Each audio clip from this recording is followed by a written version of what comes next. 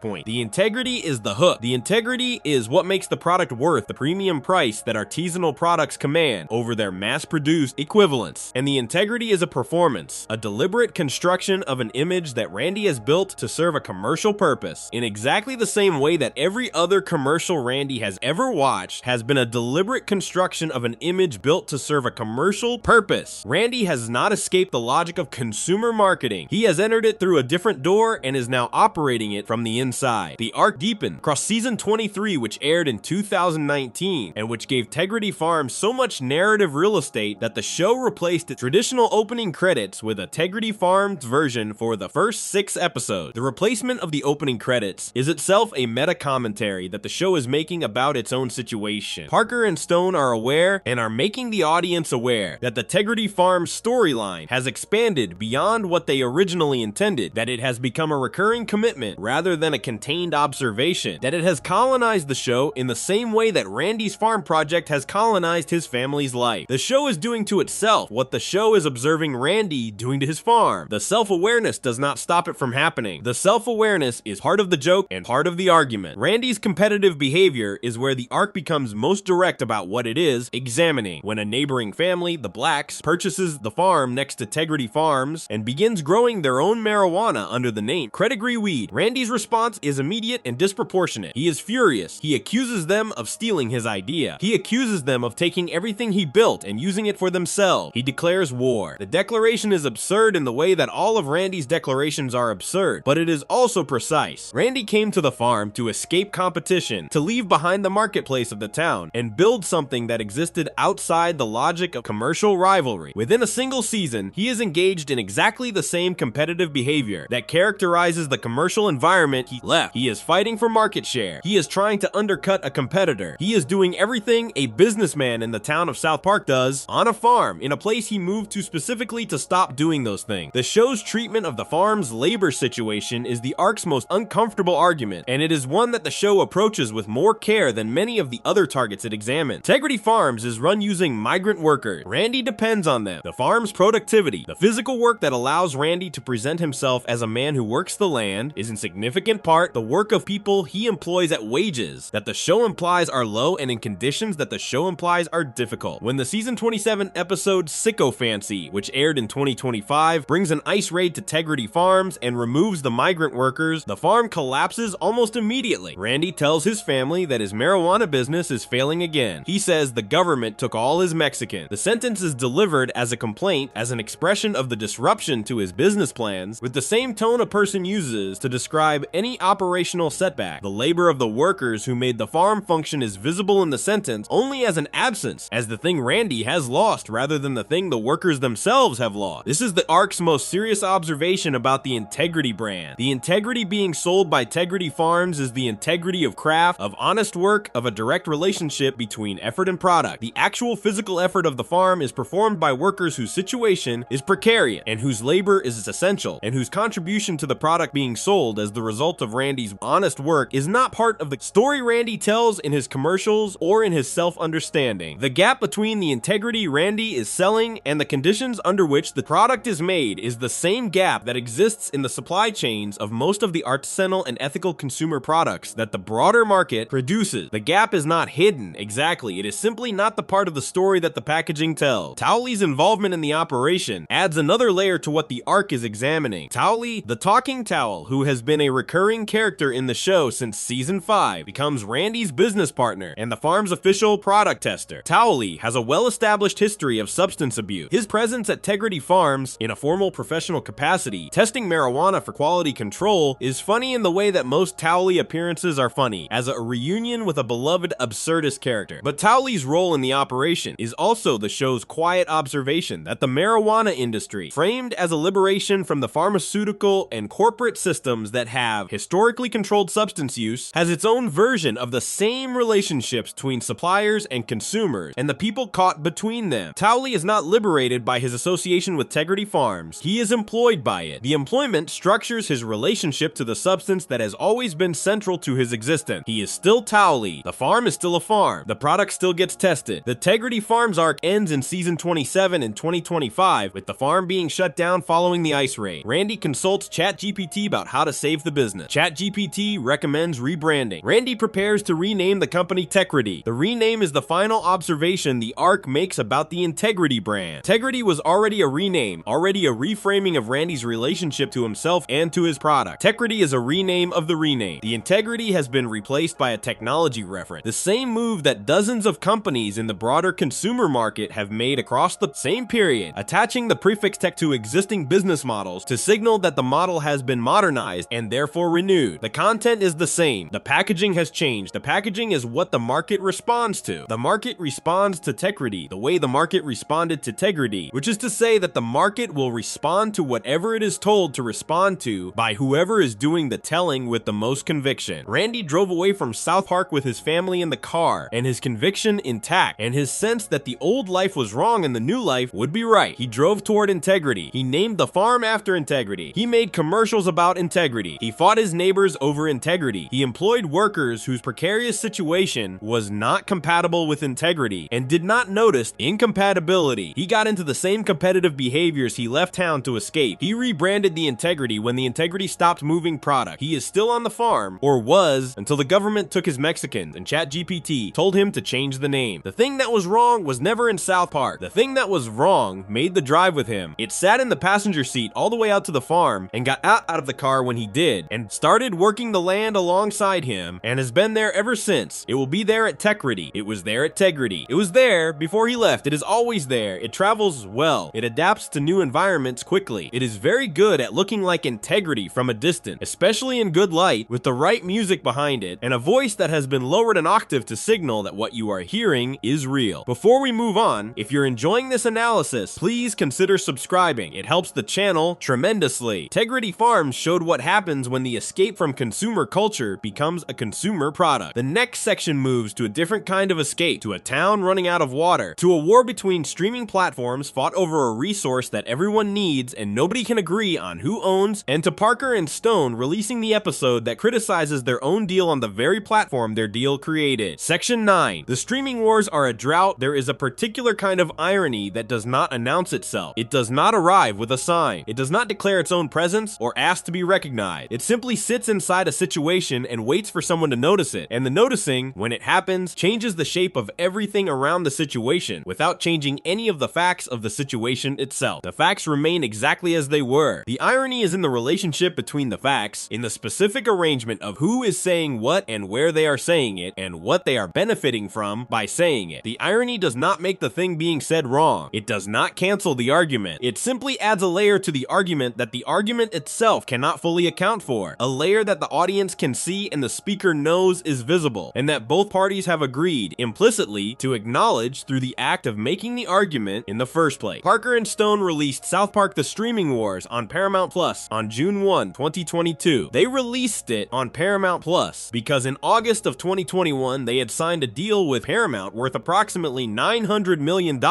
covering the extension of South Park through its 30th season, and the production of 14 feature-length specials to be released exclusively on Paramount+. The deal was one of the largest in the history of American animated television. It guaranteed the show's continuation through 2027. It gave Paramount+ a significant piece of content to anchor its streaming library at a moment when the competition between streaming platforms for subscriber attention was the dominant story in the entertainment industry, and it placed Parker and Stone, the creators of a show that has spent nearly 30 years examining the relationship between commerce and integrity, inside a commercial arrangement of a scale and a specificity that made the examination personal in a new way. The Streaming Wars is about water. South Park is experiencing a severe drought. The Colorado River that runs near the town has been diverted and depleted by competing interests, each of which has a claim on the water, and none of which is willing to cede that claim to the other. The town is thirsty. The surrounding cities are thirstier. The people who control the water are using that control to extract value from the people who need it, offering access in exchange for agreements and subscriptions and exclusivity arrangements that divide the available resource into a collection of separate streams, each flowing toward a different paying audience, none of which is sufficient on its own to satisfy anyone's thirst, but all of which are generating revenue for the entities that control the diversion. The metaphor is not subtle. It is not trying to be subtle. The streaming wars of the early 2020s had produced a landscape in which content that had previously been available through a small number of channels had been fragmented across a proliferating set of platforms, each requiring its own subscription, each holding specific titles or libraries hostage behind its own paywall, each competing for the attention and the money of an audience whose total entertainment budget had not expanded to match the expanding number of services demanding a share of it. The audience was thirsty. The content was the water. The platforms were the entities that had diverted the water into separate channels and were now selling access to it, one subscription at a time. South Park itself had been through this fragmentation directly. The show's back catalog had been the subject of a $500 million